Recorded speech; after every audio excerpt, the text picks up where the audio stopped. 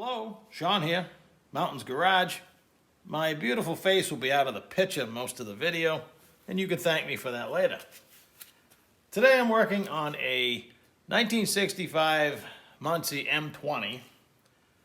The top of this bench had three other Muncies I just put away, and this one I just took in trade the other day, and I can see that the shifter is grossly out of adjustment. So before I put it away, I'm gonna fix it. So I figured, why not? Let's film it. I had to do a little investigation. I'm always curious when the transmissions are built. Quickly, I know it's a Muncie because there's only 7 bolts on the side cover. A Super T10 or a regular T10 would have 9 bolts, so I knew it's an aluminum Muncie.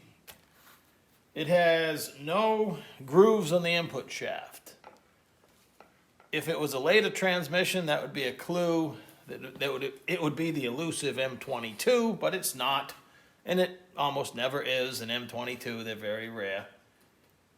So that clued me into the fact that it's a 63 to 65 Muncie. Wide ratio. I'm a wide ratio guy, so 254 first gear. The casting number on the main case, the tail housing, and the side cover all tell a story.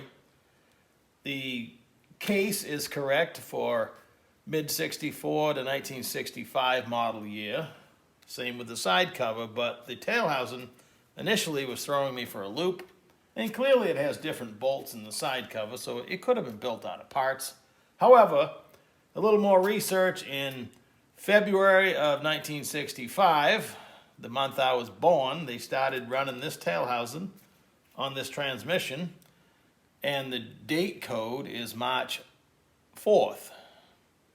They don't ever tell you the year, later versions maybe, but the early ones, they only got you within a year or two of figuring it out, so the tail housing was the deciding factor. It can't be a 1964. So this transmission is 8 days younger than I am. That's kind of cool. It appears to be in pretty decent shape. It's going to need a bearing retainer because the throat bearing's worn into it. But before I went and put it away, I don't know what its fate is going to be, but the adjustment is out of whack. There is no neutral position of the shifter. I'm in neutral, but the shifter is not. And the adjustment pin, this is a cheap plastic Hurst one. In the early years, they gave you a metal 1/4 inch diameter pin. This is a later plastic one. You can see I've used it quite a bit, but it will not even start in the hole. So what I like to do is just take all the side arms off and see which one is the offending, maybe all 3. Now, I build shifter rods. I use the factory shifter. I might make a new bracket, but I put left and right hand rod ends on it, so when I adjust it, I can fine tune it just by turning it and make this slip off and on the rectangular slot that's in here. But with the factory stuff, that's not an option, so you got to go one full turn of this threaded adjuster either way. So it's sometimes perfect, sometimes a compromise. Let's just take them all off and see what we got. The reverse is more difficult to adjust because it's so short. The 1-2 arm goes underneath on this one. For whatever reason, most of them go over the top. So that'll be a little tricky, but let's just take them all off. Let's see what we got. Now, I should be able to slip my rod in. Like that. I like it to be nice and loose and wiggly. Now, we actually have neutral. So now, systematically, let's just start putting them on one by one. That one's actually pretty decent. It's still loose. Let's put that one back on.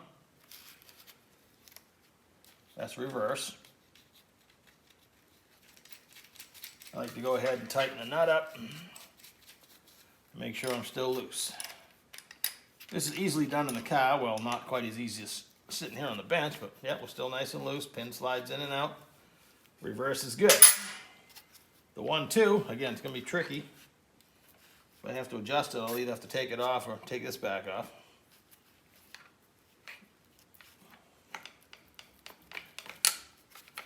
But when it's installed, when you go over the arm, sometimes you're putting side tension on it, so you can't really tell until you're here.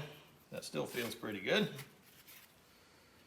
I'm a kind of a snob on my nuts to see which way they go. They've been on there before. That sounds funny. No laughing now. Let's keep this professional. All right, there's 2. Still nice and loose, so that couldn't be any easier. It was actually the 3-4. And we are a long way. It is straight up and down the slot on the arm, and this is leaned forward like this, so I think we have to turn it in. Logically, this needs to go this way.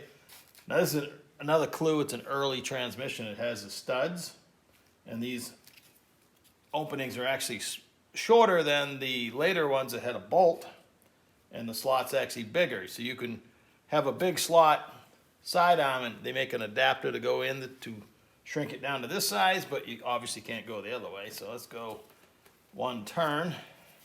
That'd be kind of tricky in the car. Not even close. Ooh, now we're getting somewhere. But it's not perfect.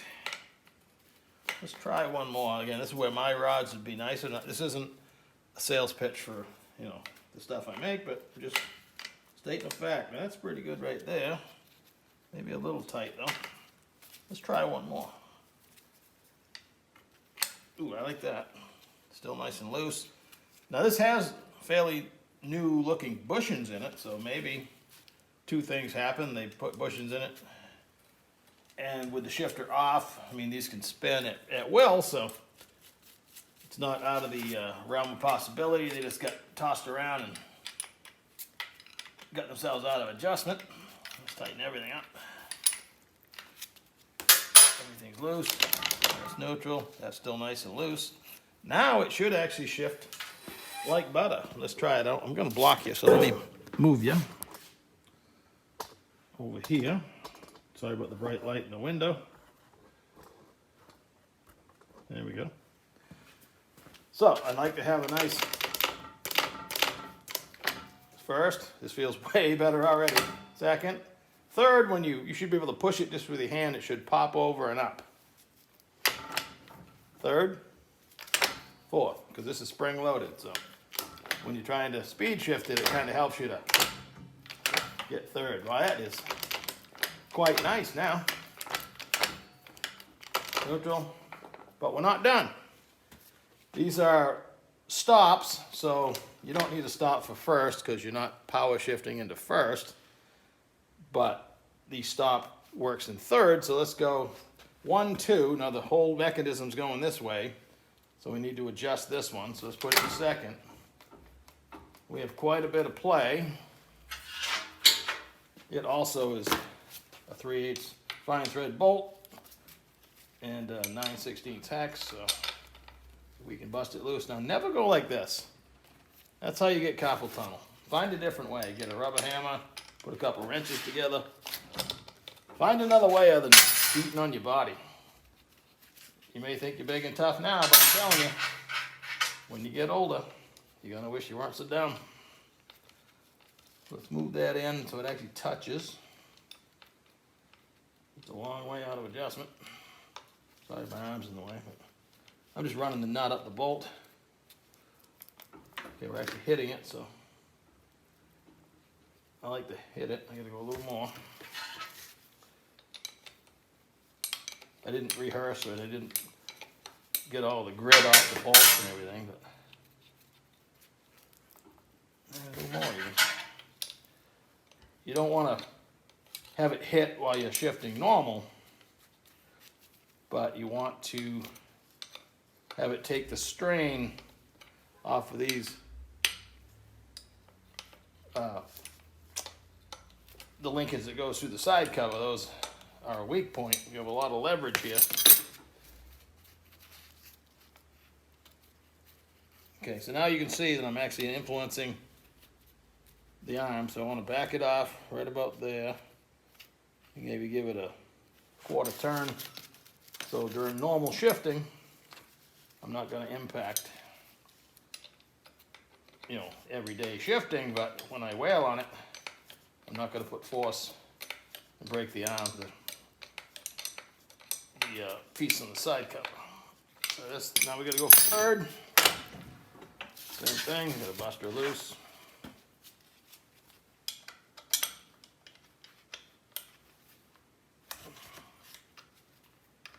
Back it off, actually I want to go this way.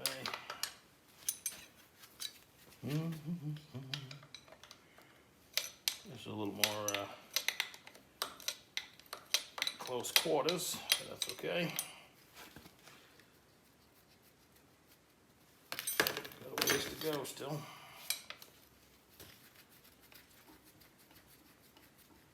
Oh, there we go, you can see me moving it.